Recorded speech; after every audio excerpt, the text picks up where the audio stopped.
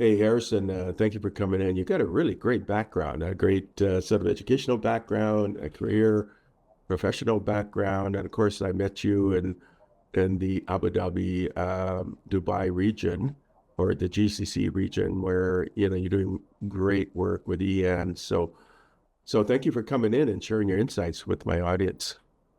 And Stephen, thank you for having me and really looking forward to talking to you.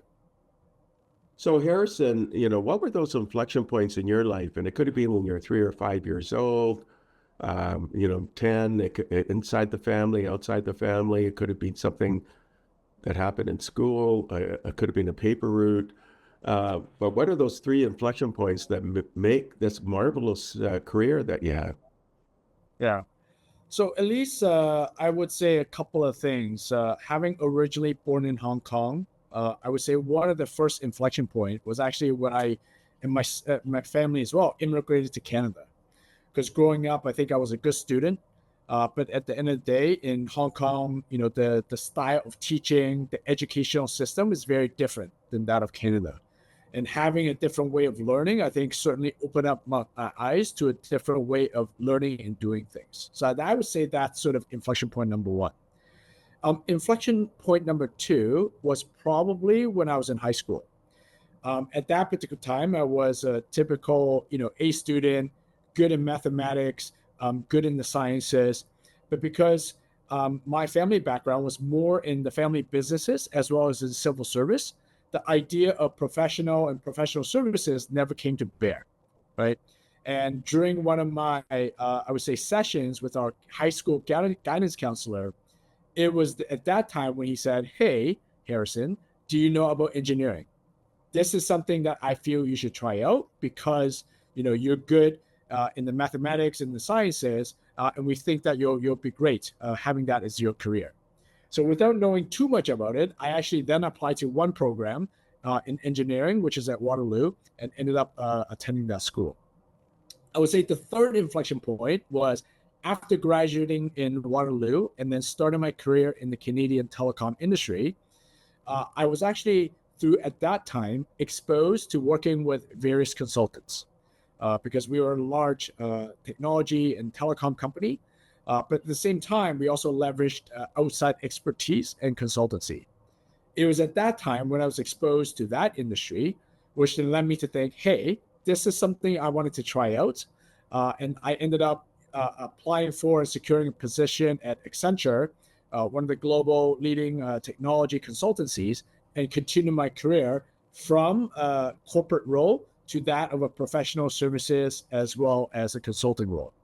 So, and there's been many things happening since then, but I would say, at least in my earlier life and my career, these were the three inflection points that really shaped both my professional as well as my personal journey.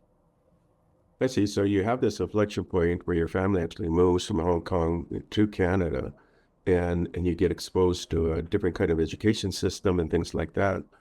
Your second inflection point is this getting introduced to this idea of engineering, and you go to Waterloo. And in fact, Waterloo is considered the top engineering school here in Canada. And in fact, a lot of Fortune companies actually recruit from Waterloo. And then you get exposed to a consulting through Accenture. And Accenture is actually, number one or number two in the world. I think probably number one in the world from a consulting standpoint.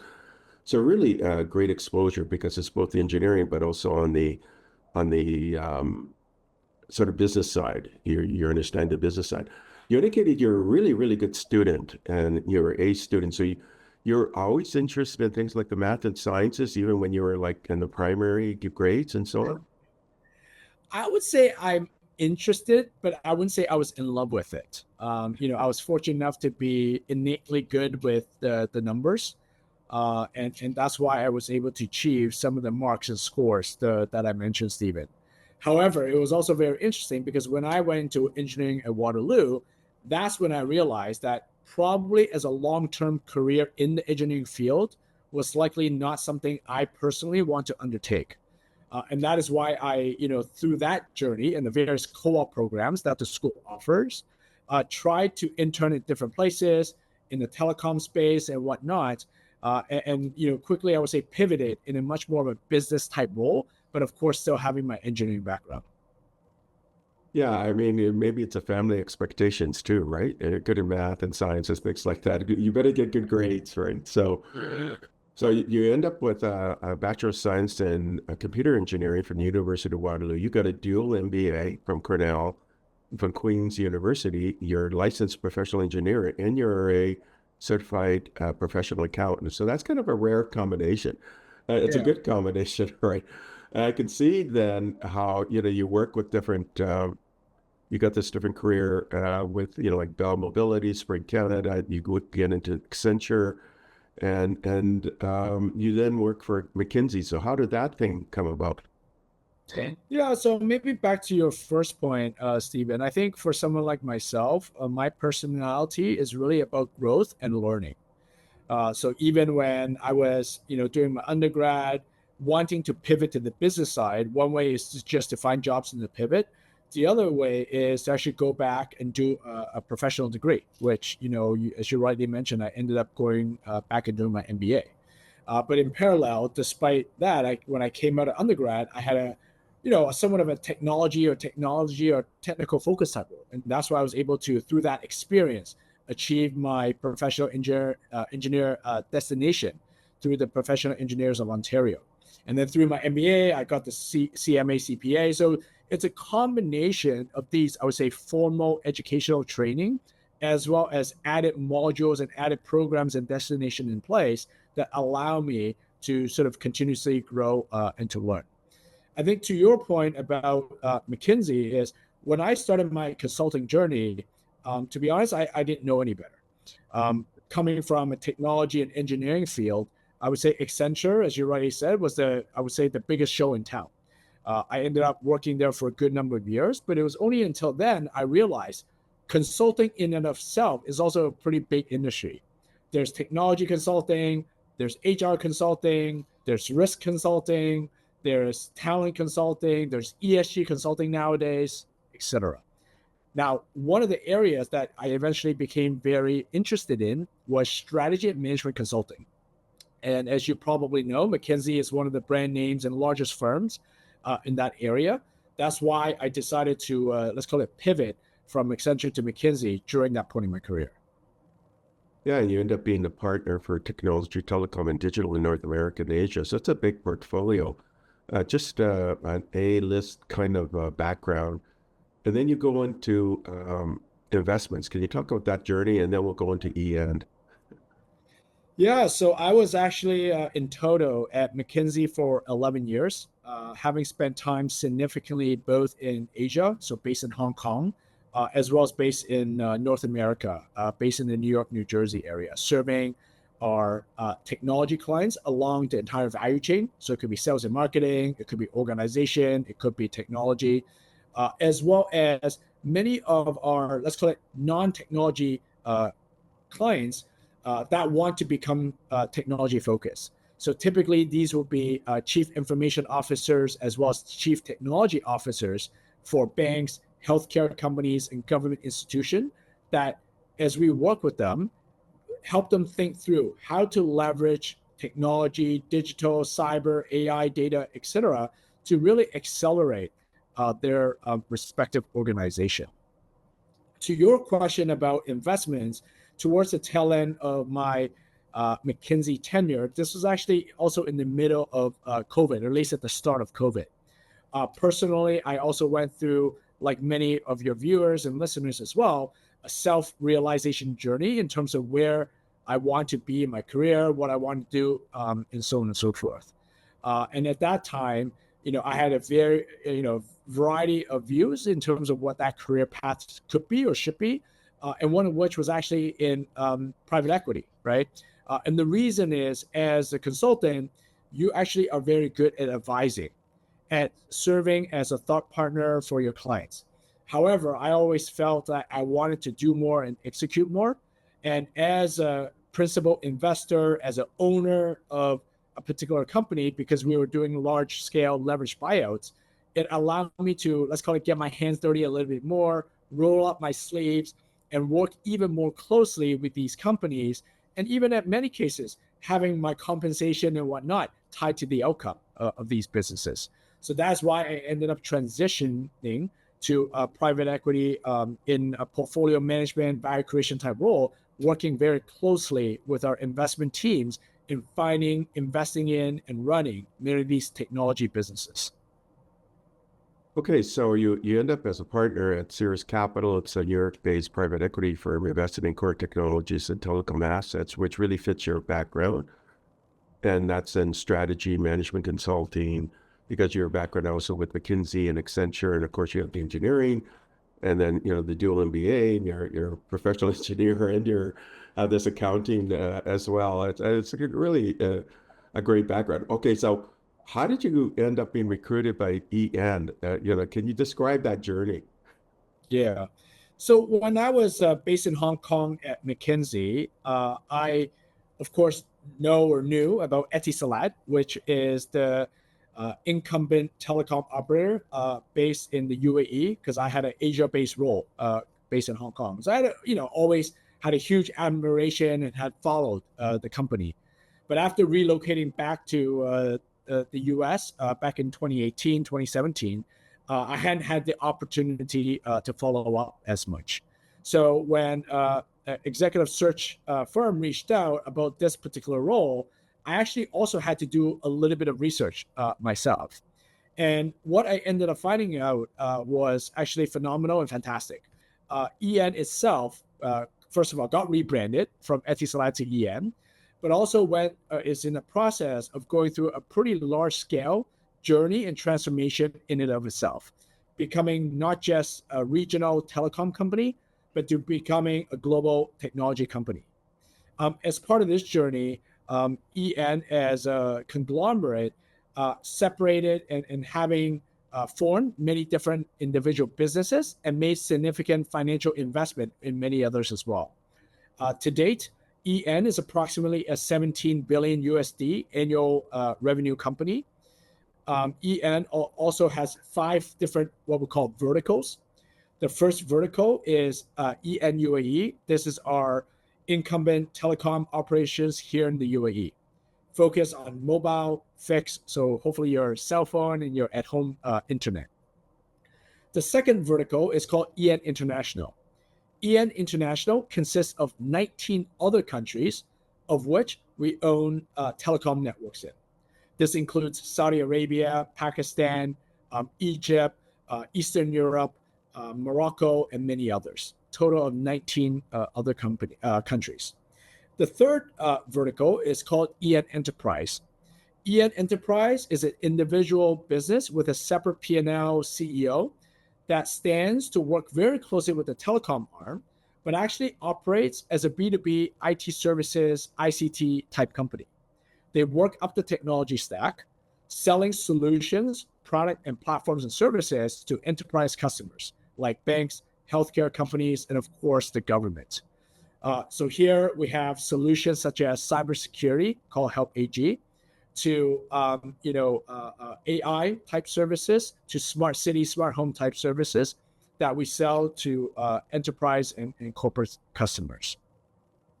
In our fourth vertical, it's called EN Life. EN Life is our digital consumer arm where we have made 3 bets thus far. The first is called Starzplay. This is the OTT or over-the-top platform in region where we compete directly head-on-head with Netflix. The second is in financial services and fintech, where we have assets in payment as well as in mobile wallet and accounts. And then the third is a company called Careem. This is a joint venture we have with Uber Technology based in the US, where we provide super app services across our footprint. So things like grocery delivery, food delivery, and other home services. And then our fifth vertical is called EN Capital. This is an investment arm where we typically take more passive minority position in startups, technology companies that we see are either complementary to our core business or as well as potentially disruptive to our core markets. So net, EN has transformed so much. So when the headhunter and the executive search firm reached out to me, I just realized all the great things that's been done. And that's when I decided to go through the process and was fortunate enough, of course, to secure the position of Group Chief Strategy Officer for the entire conglomerate. Yeah, I mean, it's a great position as a Group Chief Strategy Officer because you oversee corporate strategy and planning, merger and acquisitions, venture capital, group transformation, ESG, and sustainability. And you're really collaborating with the management team and board of directors to develop the overall business strategy and set the direction for the group and plans. So that's really interesting. So let's go into the foresight aspect of this. So it's a great position. So, but you're going to have to actually anticipate what's upcoming. So let's talk about that. What do you see upcoming in AI? Do you think that what happened with DeepSeek, and then of course you may have seen all the hubbub last few days about Manus. What are your feelings about that versus the hyperscalers, as the open source, Meta Llama as well, and then of course like OpenAI and Microsoft and other companies. Where do you see these two positioned? Well, first of all, how much time do we have? Yeah. Because AI is actually a very big topic, right? And I think we need to, what I call, peel the onion a little bit to decompose what that it all includes. But what I would say at the overall holistic or macro level is that AI is here, AI is going to stay, and AI will transform the way we live and we work. However, and there's a saying that I've heard, a technology like AI is something that we typically overestimate in the short term, but underestimate in the long term. And we're still in the early innings and the early cycles of AI. So that's why you end up seeing a lot of buzz, a lot of newsreel concerning AI. And in relation, also a lot of investments going to play. I think if you look at AI, depending on where you're sitting, you talked about Llama and some of OpenAI and these technology.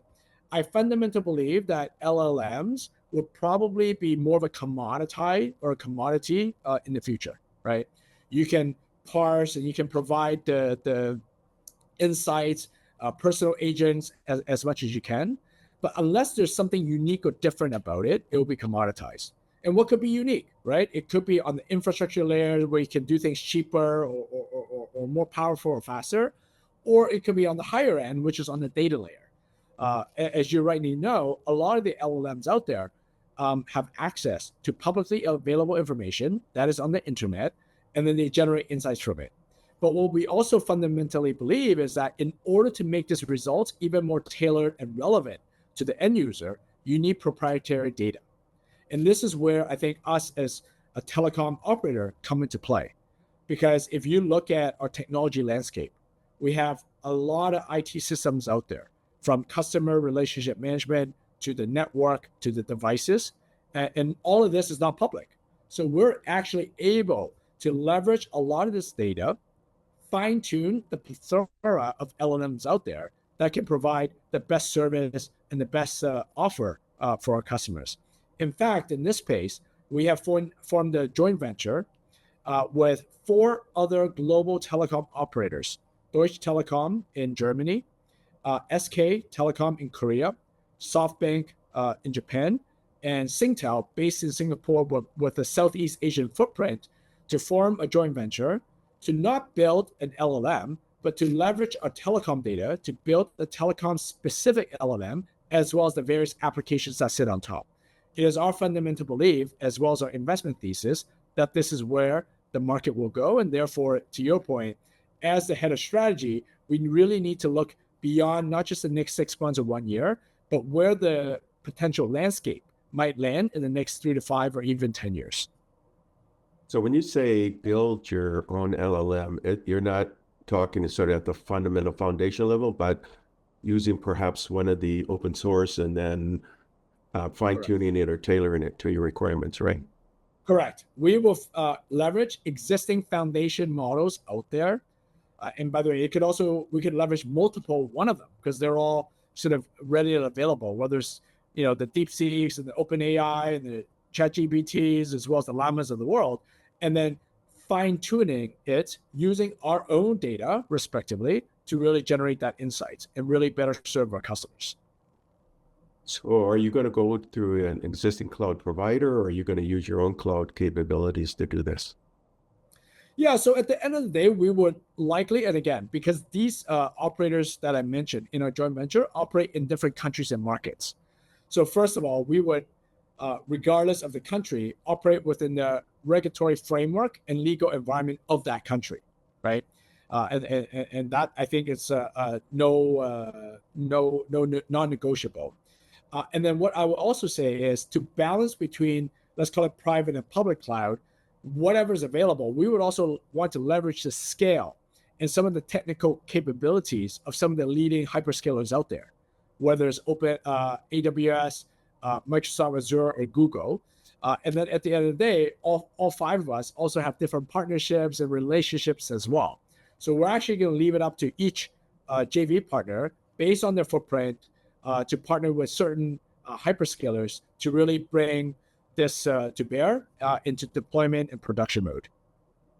Yeah, I mean, for example, Microsoft, they have Mistral, they have all the open source um, LLMs on their platform. In fact, they Yep. even put up DeepSeek as well. So, Yep.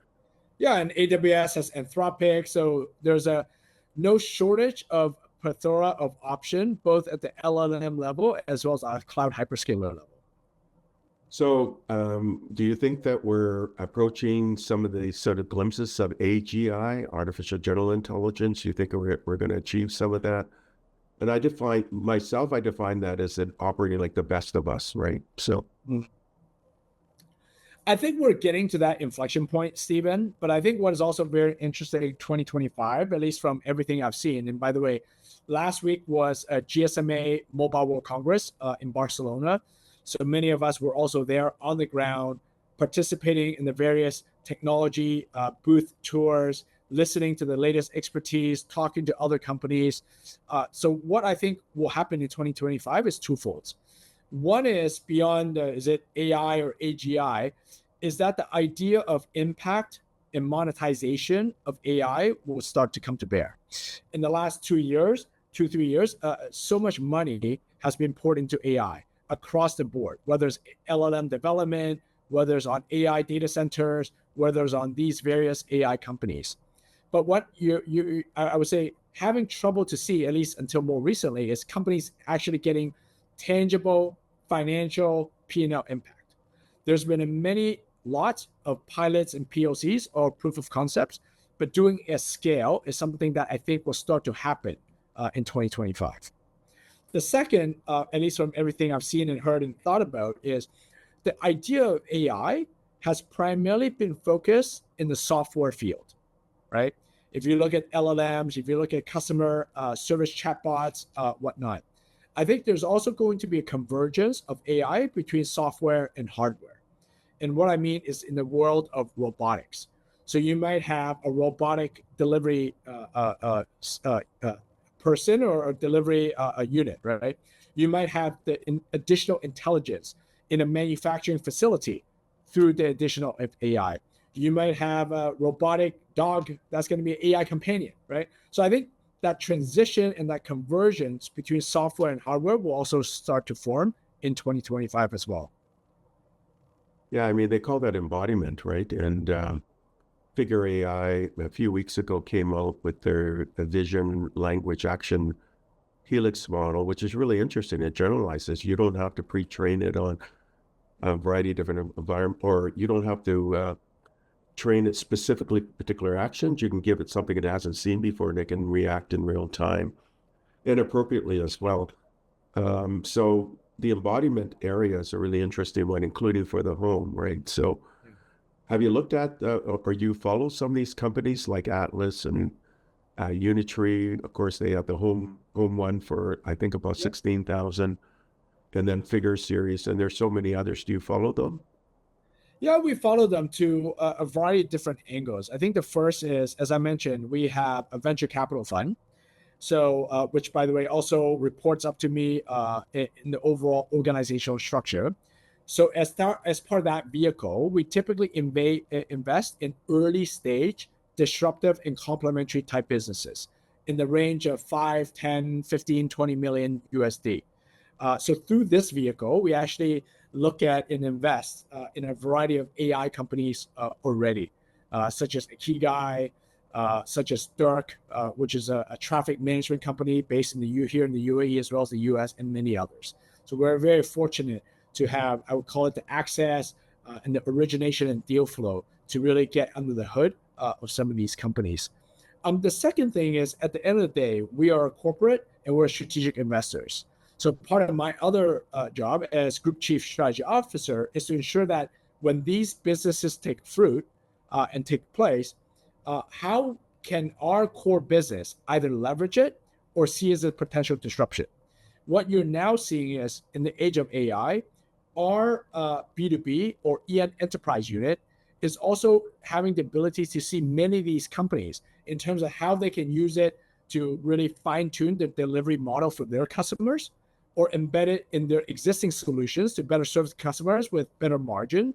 So I think this is an area where we're super interested in collaborating internally with our EN enterprise team to really bring some of these new technologies and new ideas to the business, to our customers.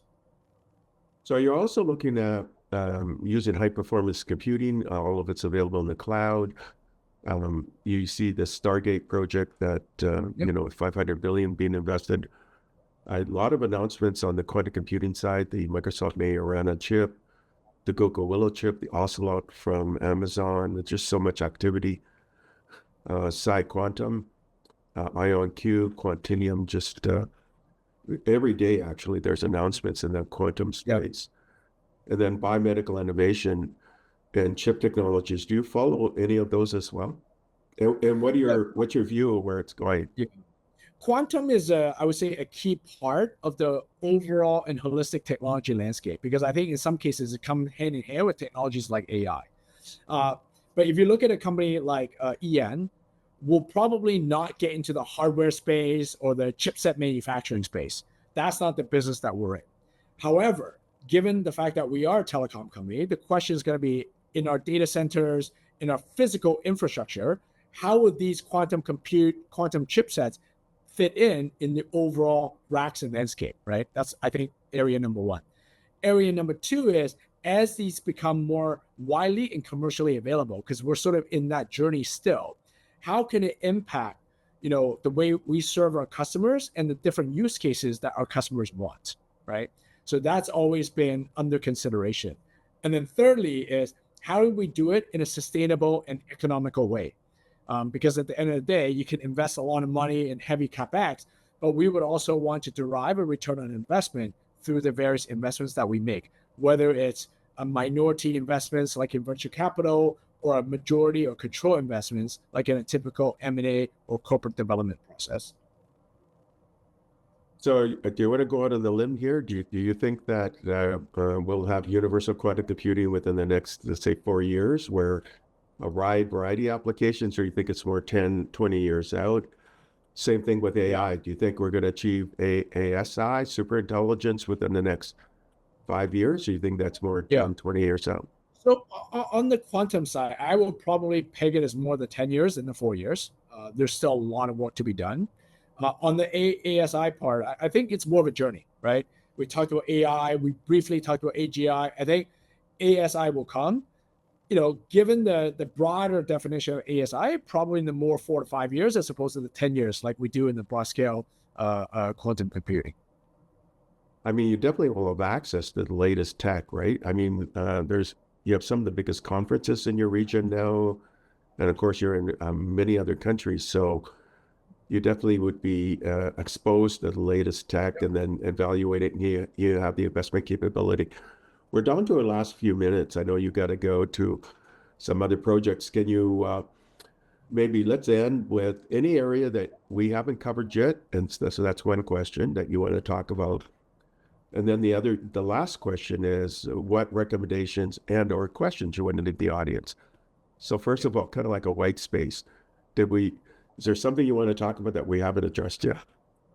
No, I think we broadly talked about it, but I think the one point I would want to touch upon, which is the last discussion we had, is sort of our ability to invest and whatnot, right, in the different conferences in the region. Because we are a UAE company, we're also very fortunate to be part of the broader UAE ecosystem. As you rightly note, in the world of AI and quantum, there's a few countries making massive bets in it, right? US being one, China being another, and I would say UAE is in the top 3 to 5 in that range. So working for one of the largest telecom technology company in the UAE, where you're part of the broader ecosystem in the global investment pool, is actually very interesting. The second thing I'll say is, you also mentioned Stargate in one of the earlier points. One of the investors is MG, which is the AI investment fund, over $100 billion, formed by Mubadala and many other sort of regional and local players here in the UAE as well. So in some ways, we're actually very privileged and lucky to have access to different partners in the ecosystem, so as to really learn from the best, as well as take advantage of some of the latest technology that we can deploy for our own customers. Yeah, you're very fortunate where you sit, really. It also as Group Chief Strategy Officer, because you're going to see it all. Okay, so the last question then is, what recommendations and or questions do you want to leave the audience? Yeah. I think the only recommendation I would have, Stephen, is technology is a constantly evolving field. I think it's not going to stay stagnant or constant. And because of this continuous evolution, it's very important to be open-minded and to learn, which ties back to my earlier point. We don't know what's going to be on hand in the next 10 or 20 years. We might have a guess. Some technologies may materialize, some may materialize, but not be economically available.